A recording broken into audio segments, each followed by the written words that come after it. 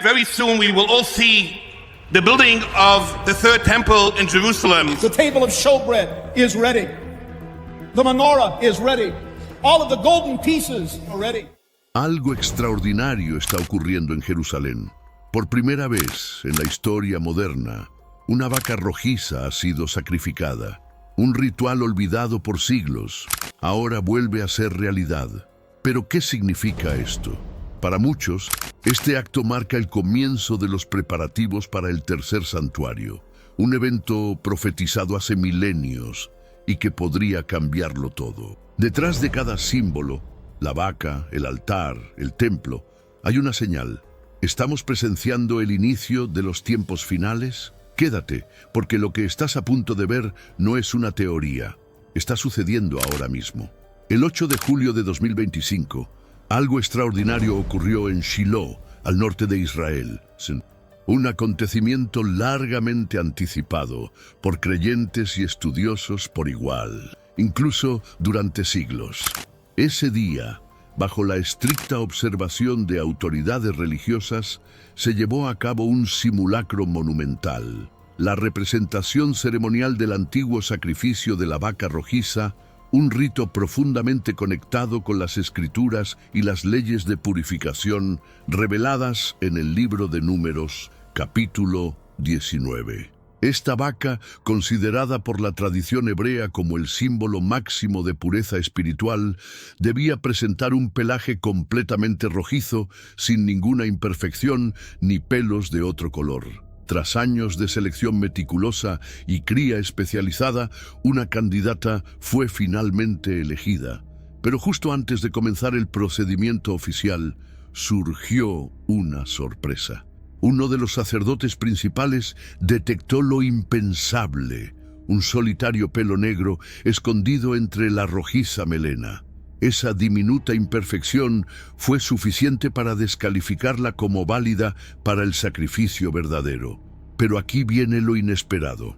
En lugar de cancelar el evento o esperar otra oportunidad, los líderes espirituales optaron por algo distinto. Decidieron usar a esta vaca no perfecta como parte de una representación ceremonial. Todo fue preparado como si se tratara del acto real. Los sacerdotes se revistieron con los trajes sagrados, el altar fue dispuesto, el fuego encendido, y el sacrificio se realizó, no como cumplimiento profético, sino como un ensayo solemne de lo que, creen muchos, pronto sucederá. Y ya es un hecho. Las imágenes difundidas desde Jerusalén revelan la escena impactante. La vaca consumiéndose en las llamas, el humo elevándose como en los tiempos antiguos, mientras los ministros del templo ejecutaban cada paso con exactitud milimétrica. Desde el manejo de las cenizas hasta los baños de purificación, cada gesto estuvo alineado con lo descrito en la Torá. Todo apunta hacia un evento inevitable. Según las creencias hebreas, el sacrificio de la vaca rojiza es una condición indispensable antes de iniciar la esperada reconstrucción del tercer templo, el mismo lugar donde, según la tradición, el Mesías hará su manifestación. Y para quienes siguen a Cristo, este hecho resuena con aún más fuerza, porque muchas interpretaciones proféticas señalan que cuando el templo comience a levantarse, será una clara señal de que el regreso del Salvador está cerca. Antes de continuar, comparte este video con alguien que esté buscando respuestas. Nuestra mayor misión en esta tierra es expandir la verdad divina. Hay millones de personas que viven en la ignorancia, no por falta de fe, sino por falta de contenido que edifique. ¿Tienes un grupo en WhatsApp? ¿Una página en Facebook? Compártelo. Te aseguro que alguien lo necesita. Y si este tipo de video resuena contigo, comenta abajo, quiero más. Así sabré que este mensaje llegó a ti y vendrán muchos más. Pero volvamos a lo que importa. Ya no estamos hablando de teorías remotas. Esto ya no es un rumor flotando en el aire. Está ocurriendo ahora. Shiloh, la antigua sede del tabernáculo y capital espiritual de Israel por siglos, fue elegida como escenario de este acto profético. Allí, Una vaca criada específicamente en territorio israelí, con características casi perfectas, fue sometida a examen. 2 pelos oscuros bastaron para dejarla fuera del sacrificio final. Sin embargo, los líderes religiosos decidieron usarla como ensayo general. ¿Por qué hacerlo si no era perfecta? Porque cada gesto, cada paso, cada prenda debe ser practicada hasta la perfección. Las túnicas sagradas, la preparación del altar, los movimientos exactos del sacerdote, la forma correcta de recolectar las cenizas. Nada puede dejarse al azar cuando llegue la hora de la ceremonia real. Y para muchos estudiosos de la profecía, ese momento ya está tocando la puerta. Las cenizas no son un simple símbolo, son una herramienta espiritual clave. Según la tradición, son necesarias para la purificación tanto de personas como de los utensilios que se usarán en el nuevo templo. Sin ellas, ningún objeto o espacio puede considerarse ritualmente limpio. Sin ellas, el templo no puede comenzar. Lo que ocurrió el 8 de julio no fue solo una representación, fue una proclamación, una señal profética ante los ojos del mundo. Un mensaje que dice: estamos preparados, el proceso ya comenzó. El templo que por siglos fue una visión distante, ahora parece estar a las puertas. Pero esto no es todo. Si lo que vimos fue solo el ensayo, la gran pregunta es: ¿cuándo será el verdadero sacrificio? Aún no hay una fecha oficial, pero el nivel de organización, la precisión del ritual, las vestimentas ya listas y el entrenamiento detallado apuntan a una sola conclusión. No están practicando por deporte, están listos. Y esto podría ser la última alerta antes del evento final. A lo largo de los siglos, muchos se han preguntado si este templo realmente será reconstruido. Varios intérpretes bíblicos afirman que el templo debe estar en pie antes de que los sacrificios finales se detengan, como está escrito en Daniel 12:1. Pero ¿qué más nos dice la Biblia sobre ese misterioso tercer templo? ¿Cuándo podría erigirse? ¿Y qué eventos vendrán después? Después de la destrucción del templo de Salomón, los judíos fueron sometidos a 70 años de cautiverio en Babilonia. Después, Dios comenzó el proceso de devolverlos a su tierra natal para reconstruir. La construcción del tercer templo es el elemento de la reunión de los exiliados. Es la clave. Llega el momento para que todo el pueblo judío regrese a su tierra. El templo necesitaba ser construido primero. Bajo la guía de Esdras, un grupo de judíos regresó a Jerusalén y reanudó los sacrificios a Dios. Estos sacrificios se realizaron antes de que el trabajo hubiera siquiera comenzado en el segundo templo. Esto muestra que solo se necesita un altar para que se ofrezcan sacrificios. Un templo no es un requisito. En Ezequiel 40:48 leemos sobre una visión de un templo futuro. La visión se registra después de la destrucción del primer templo y antes de la construcción del segundo templo. El segundo templo no fue un cumplimiento de esta visión porque no tenía las características físicas descritas por Ezequiel. Entonces, algunos conectan esto con la profecía de que los sacrificios serán detenidos y concluyen que habrá un templo construido en Jerusalén antes del regreso de Cristo. Pero como hemos visto, los sacrificios no requieren un templo. Cuando estudias la descripción del templo de Ezequiel, queda claro que esta es una estructura que será construida después de que Jesús regrese. Estas profecías describen claramente un templo que será construido durante el reino milenial de Cristo en la tierra, no un templo construido por seres humanos en esta era. La Biblia menciona que algunos eventos del tiempo final ocurrirán en un templo en Jerusalén. Segundo Tesalonicenses 2:4, hablando del anticristo, nos dice: se opondrá y se exaltará sobre todo lo que se llama Dios o es adorado, para que se establezca en el templo de Dios, proclamándose a sí mismo ser Dios. Antes de que puedan ocurrir los tiempos finales, debe estar presente un templo para que estos eventos ocurran. La cúpula islámica de la roca está en el sitio donde se supone que debe estar el templo judío. Los musulmanes creen que este es el lugar desde donde Mahoma ascendió al cielo, convirtiéndolo en el tercero de los santuarios musulmanes más sagrados. Para que los judíos se apoderen de este lugar y construyan un templo sobre él sería impensable en el clima político actual. Pero durante la tribulación, la construcción del templo se llevará a cabo protegida por el anticristo.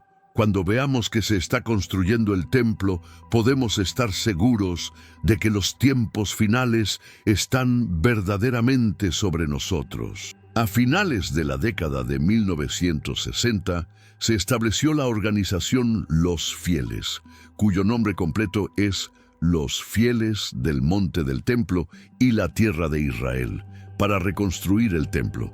Su líder, Gershon Salomón, es descendiente del rabino Abraham Shlomo Zalman Sorf, quien a principios del siglo XIX fue uno de los pioneros del movimiento moderno para preparar la reconstrucción del templo. En 1986 se fundó el Instituto del Templo con el objetivo de ver a Israel reconstruir el templo sagrado en el Monte Moría, en Jerusalén. Como los fieles del Monte del Templo, pero con planes competidores, el instituto está preparando artículos para ser utilizados en el nuevo templo. Con mucho gasto, más de 20 millones, y basándose en investigación extensa, han confeccionado vestimentas sacerdotales. La corona dorada del sumo sacerdote, que cuesta $30,000. El pectoral del sumo sacerdote, con sus 12 piedras preciosas, inscritas con los nombres de las tribus de Israel. De especial interés es la gran menorá que ha sido confeccionada con 95 libras de oro puro, valorada en 2 millones. En 2007, la menorá fue trasladada a una ubicación exterior en la plaza del Muro Occidental frente al Monte del Templo. El plan es mover la menorá cada vez más cerca del propio Monte del Templo y finalmente colocarla en el tercer templo. El anticristo declara que es Dios mientras está sentado en el templo. Estos pasajes nos ayudan a entender que el templo debe existir para la mitad de la tribulación, para que el anticristo pueda sentarse en el templo. El templo debe ser construido para ese momento. Esto significa que el templo podría ser construido antes de que comience la tribulación. También podría ser construido antes del rapto. Por lo tanto, la respuesta a la pregunta es que el templo podría ser construido antes o después del rapto, pero el templo es construido antes de que el anticristo se declare a sí mismo ser Dios. Jesús abrió sus ojos y corazones a la verdad de la palabra sagrada de Dios. La Biblia lee desde Génesis hasta el final de Apocalipsis, cuando Jesús regrese por segunda vez para evitar que la humanidad se mate entre sí y tome control sobre la tierra para gobernar por 1000 años. Entonces Jesús hará un nuevo cielo y tierra. ¡Aleluya! Jesús es la única esperanza para el mundo, el regreso masivo a Jerusalén. Al principio, la primera señal es el regreso masivo a Jerusalén. El pueblo judío ha regresado a Israel, pero ¿por qué ahora? Deuteronomio 30 dice: «Entonces el Señor tu Dios restaurará tu fortuna y tendrá compasión de ti y te reunirá nuevamente de todas las naciones donde te dispersó». Ezequiel 37, 1-14 dice: «Entonces me dijo: Hijo de hombre, estos huesos son el pueblo de Israel. Dicen: nuestros huesos están secos y nuestra esperanza se ha ido. Estamos cortados. Pero esto es lo que dice el Señor soberano: pueblo mío, voy a abrir sus tumbas y los sacaré de ellas. Los traeré de vuelta a la tierra de Israel». Muchos eventos tuvieron que encajar perfectamente para lograr el cumplimiento de la promesa de Dios a Israel. Te asombrarás de los misteriosos funcionamientos de la providencia de Dios. El evento más influyente que desencadenó el regreso de Israel a la patria de los judíos dispersos comenzó con el primer presidente de Israel, Chaim Weizmann. tenemos un recurso espiritual para ti, Caminos de la Revelación, un libro para comprender las profecías y fortalecer tu fe. Lo encuentras en el primer comentario. Léelo, compártelo y prepárate espiritualmente para lo que está por venir. No esperes a que otro desastre te obligue a mirar hacia arriba. Hoy es el día aceptable. Hoy es el tiempo de actuar con fe. Fortalécete en la palabra, profundiza en la oración y rodea tu vida de personas que también estén buscando a Dios de todo corazón. Weizmann era un judío ruso, un químico brillante y líder en el movimiento sionista que emigró a Inglaterra en 1904. Durante la Primera Guerra Mundial, los ejércitos ingleses usaban pólvora hecha de cordita, que producía poco humo y por lo tanto no cegaba a los artilleros a sus objetivos ni revelaba sus posiciones. Pero como el fabricante de cordita requería acetona hecha de un compuesto importado de su enemigo, Alemania, el gobierno inglés estaba desesperado por encontrar otra fuente. El primer ministro Lloyd George y Winston Churchill se dirigieron a Weizmann y lo establecieron en una destilería de Ginebra, donde rápidamente desarrolló un proceso bioquímico para producir acetona sintética. El éxito de su ingenioso proceso para crear acetona contribuyó a la victoria final de los aliados. El salario mínimo y la recompensa simbólica que Weizmann recibió del gobierno le valieron una influencia significativa cuando presionó sus peticiones persistentes por una patria judía en Israel. Como resultó, al final de la guerra, Inglaterra obtuvo posesión de la tierra de Palestina, la misma tierra prometida en el pacto de Dios con Abraham del derrotado Imperio Otomano. Como acto de una nación agradecida y a través de la influencia de Weizmann dentro del gobierno, Inglaterra oficialmente emitió la Declaración Balfour de 1917, que declaraba: «El gobierno de Su Majestad ve con favor el establecimiento en Palestina de un hogar nacional para el pueblo judío y utilizará sus mejores esfuerzos para facilitar el logro de este objetivo». Jesús viene a Jerusalén. Su venida esta vez no será difícil de discernir, será repentina y para muchos inesperada. El regreso de Jesús no será en secreto. Es una buena razón para mantener un ojo en los eventos en Jerusalén. Jesús dijo: «Velen». El regreso triunfal de Jesús será durante un tiempo de guerra, la gran batalla final de Armagedón. Según Primera Tesalonicenses 4, seremos arrebatados para encontrarnos con el Señor. Y ya sea en ese momento o después, Jesús regresará en un caballo blanco. La primera vez que entró en Jerusalén, de todas las cosas, Jesús entró en un burro. No es la forma típica en que podrías esperar que un rey entre en su territorio, ¿verdad? Podrías esperar que Jesús hubiera entrado en Jerusalén en un caballo blanco, tal vez incluso un caballo negro, cualquier caballo, pero no un burro. Pero fue profetizado por Zacarías unos 500 años antes de que Jesús lo hiciera, que el Mesías entraría en Jerusalén en un burro. Se puede encontrar en Zacarías 9:9. «Regocíjate grandemente, hija de Sión, grita, hija de Jerusalén. Mira, tu rey viene a ti, justo y victorioso, humilde y montando en un burro, en un potro, el hijo de una burra». Aunque se muestra claramente la importancia del templo y el deseo de los cristianos de reconstruir el templo como un lugar para adorar a Dios, sabes que esto no es exactamente lo que Dios quiere. Dios dice que no quiere un templo. Él quiere obediencia y justicia. Puedes ver esto en Isaías 66:1-2. Esto es lo que dice el Señor: «El cielo es mi trono, y la tierra es mi estrado. ¿Dónde está la casa que construirán para mí? ¿Dónde será mi lugar de descanso? ¿No ha hecho mi mano todas estas cosas y así llegaron a existir?», declara el Señor. Estos son aquellos en quienes miro con favor, aquellos que son humildes y contritos de espíritu y que tiemblan ante mi palabra. En realidad, la voluntad de Dios no es un templo físico. Él necesita un templo espiritual, pero debe ser un templo. Es cuando todos los que creen en Dios dedican sus corazones más sagrados a la esperanza y lo adoran. Dios no quiere que sus hijos reconstruyan frenéticamente el templo si de hecho en sus corazones no hay presencia de Dios. Los templos y tabernáculos anteriores fueron construidos con manos. Después de mucho sacrificio, la presencia de Dios morará allí.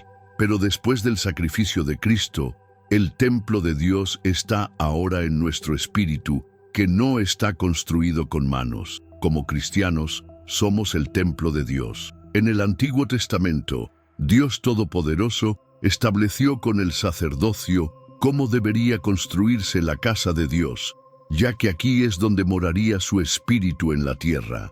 En 1 Corintios 3, 16, 17, el apóstol Pablo tocó la verdadera naturaleza de la iglesia como el cuerpo de Cristo cuando preguntó: ¿no saben que ustedes son templo de Dios y que el Espíritu de Dios mora en ustedes? Si alguien destruye el templo de Dios, Dios lo destruirá, porque el templo de Dios es santo y ese templo son ustedes. El último libro de la Biblia comienza con la curiosa e inspiradora oración, la revelación de Jesucristo, que Dios le dio para mostrar a sus siervos las cosas que deben suceder pronto. La tercera oración incluye: porque el tiempo está cerca.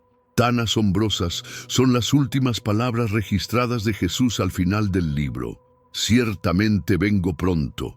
Jesús instruyó a todos sus seguidores a estar perpetuamente listos para su regreso, como en Mateo 24:42. Por tanto, manténganse despiertos, porque no saben en qué día vendrá su Señor. Dios presenta claramente el regreso del Señor como inminente.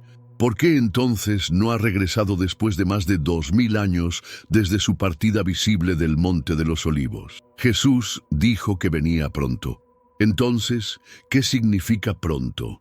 Vamos a delinear dos razones por las que creemos que Jesús nos dijo que su reaparición en la tierra sucedería rápidamente. La primera razón puede que la encuentres menos emocionante que la segunda, pero necesita ser señalada. Dios es atemporal. Él existe completamente independiente del tiempo porque Él es el creador del tiempo. Para Dios, como dice la Biblia, un día es como 1000 años y 1000 años como un día. Las matemáticas entran en la imagen. Necesitamos captar que el infinito no es un número, sino más bien el concepto de que no hay un último número.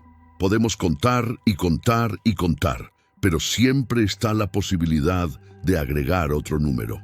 Tal vez no tengamos un nombre para el número porque está tan distante, pero el número aún existe. Este concepto de infinito o ilimitado nos ayuda a entender a Dios. Ya sea que miremos hacia atrás en el tiempo o hacia adelante en el tiempo, Él existe. Nunca hay un punto en que no existió, incluso antes de la creación. Salmo 92 declara: antes de que fueran formadas las montañas, o hubieras formado la tierra y el mundo, de eternidad a eternidad, tú eres Dios. Para que Dios nos diga que su regreso es pronto, puede no significar lo que damos por sentado en nuestra escala de tiempo. Tal vez eso es exactamente por qué la Biblia proclama en 2 Pedro 3:9: el Señor no es lento para cumplir su promesa, como algunos cuentan la lentitud. Tendemos a percibir su tiempo desde nuestra perspectiva limitada, pero Dios es paciente hacia ti, no deseando que ninguno perezca, sino que todos lleguen al arrepentimiento.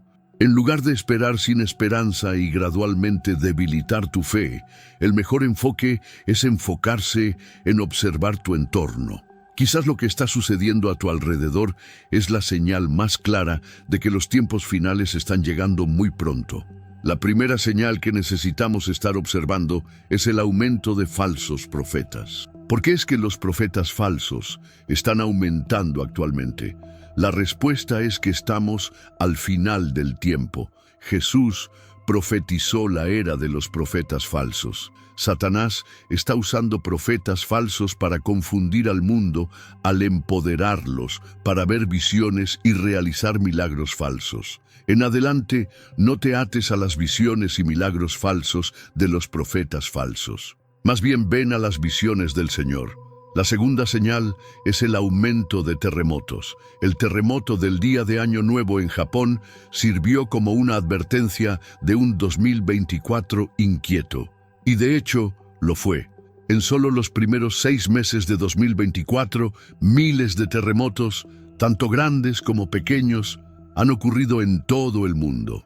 Estos terremotos consecutivos podrían estar referenciando las profecías sobre los tiempos finales que Jesús entregó en los Evangelios. El reino de los cielos vendrá en un tiempo cuando habrá grandes terremotos, hambrunas y pestilencias en varios lugares y eventos temerosos y grandes señales del cielo.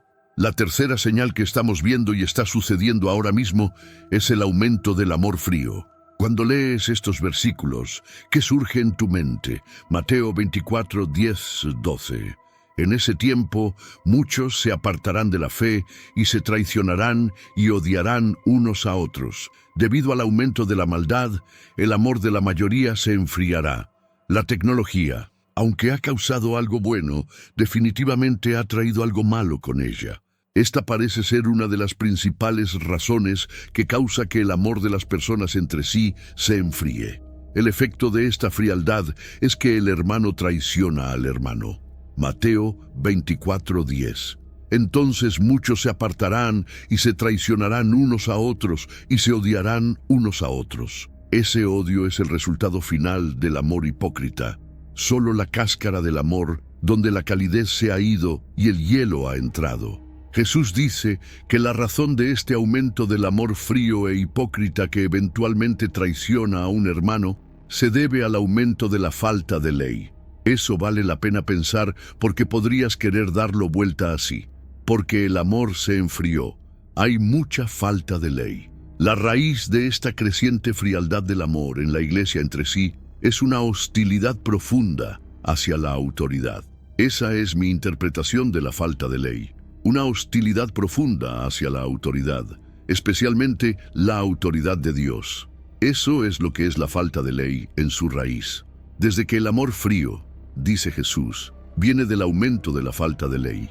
Debemos luchar río arriba, por así decirlo, desde el río del amor. Tenemos que llegar hasta los manantiales. Debemos luchar contra la arrogancia y el orgullo y la autosuficiencia.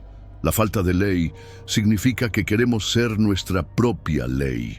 No queremos que nadie, especialmente un Dios omnipotente e infalible, nos diga qué hacer. Queremos crear nuestro propio significado, crear nuestra propia identidad, crear nuestras propias reglas. Y cuando esto sucede, nos hemos cortado de Cristo y del Espíritu Santo y por lo tanto del amor. Por la gracia de Dios ha aparecido, trayendo salvación para todas las personas, entrenándonos para renunciar a la impiedad y las pasiones mundanas y vivir vidas autocontroladas, rectas y piadosas en la era presente, esperando nuestra esperanza bendita, la aparición de la gloria de nuestro gran Dios y Salvador Jesucristo. Con el nacimiento de la vaca rojiza, uno de los requisitos previos más importantes para construir el tercer templo se cumple. La Biblia enseña claramente que un nuevo templo, el tercer templo, será construido en algún momento para que se cumplan varias profecías concernientes a la segunda venida de Cristo. La Biblia establece que el tercer templo estará allí durante el período de la gran tribulación. El profeta Daniel se refiere a este templo cuando dice que el príncipe que ha de venir, es decir, el anticristo, entrará en él y detendrá los sacrificios en medio de la tribulación. Las palabras del Señor suenan fuerte y verdaderas. Un pequeño detalle que cuando se examina cuidadosamente y se armoniza puede impregnarse de mucho significado, sentido e instrucciones para aquellos que siguen su palabra. Alaba al Señor y que venga de nuevo muy pronto. Jesús es el nuevo pacto y el nuevo templo. Nadie irá al Padre sin pasar por Él. Él también fue el sacrificio final. El arrepentimiento continuo diario es el camino y la verdad es el sendero. Jesús ascendió al cielo desde el Monte de los Olivos, en el lado este de Jerusalén. Y Jesús viene de nuevo al mismo lugar. Jesús no viene a Londres, Nueva York o Roma. Jesús regresará a Jerusalén en gloria. La profecía es clara. Jerusalén se está preparando y lo que viene después cambiará el mundo para siempre.